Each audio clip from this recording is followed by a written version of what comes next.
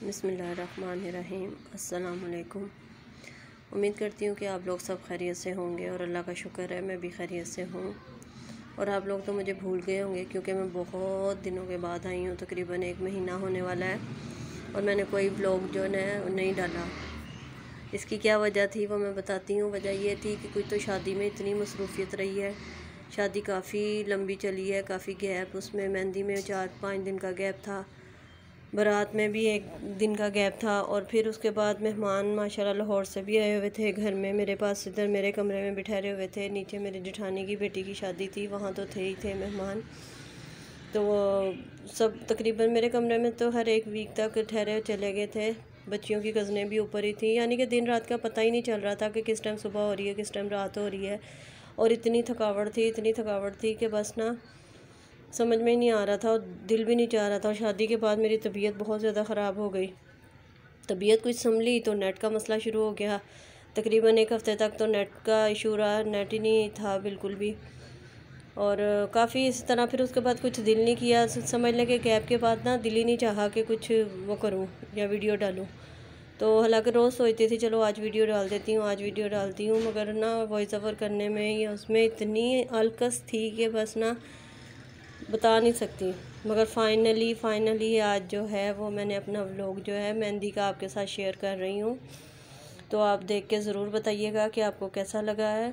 और इसमें इसको एडिट करते हुए ना बहुत ज़्यादा मसले मसाइल, क्योंकि सब इतना कंजस्टेड था और सबके फेस जो थे ना वो ब्लर करने पड़े लेडीज़ के, क्योंकि कोई भी कैमरे के सामने नहीं आने वाली लेडीज़ थी। तो हमारे अपने घर की बच्चियां थी, घर की फैमिली थी और किसी को भी अलाउ नहीं था कैमरे के सामने आना। इस वजह से सबके जो चेहरे थे वो ब्लर करने पड़े। इसमें काफ़ी टाइम लगा और एडिटिंग जो है वो मेरी बेटी करती है और इस वजह से और भी नहीं मैं व्लॉग डाल सकी, क्योंकि नीचे आना जाना, बच्चियां कज़नें आपस में शुगल मेले में वो रही मसरूफ़, बाहर आना जाना, दावतें, ये वो, तो इतनी थकावट हो जाती थी कि कुछ भी करने को दिल नहीं चाह रहा था। तो अभी भी 2 दिन से वीडियो जो है वो एडिट करके रखी हुई थी वॉइस ओवर के लिए। तो अभी मैं थोड़ा फारिग हुई तो मैंने कहा चलो मैं वॉइस ओवर करती हूँ और आप देखें और फिर मुझे बताइएगा कि आपको कैसे लगा है। इसके बाद मैं अपनी भतीजी की बारात की और वलीमे की भी आप लोगों से वीडियो शेयर करूँगी और उसके बाद इंशाल्लाह रूटीन की जो वीडियो है वो आपके साथ शेयर करूँगी। तो आप देखें, एंजॉय करें।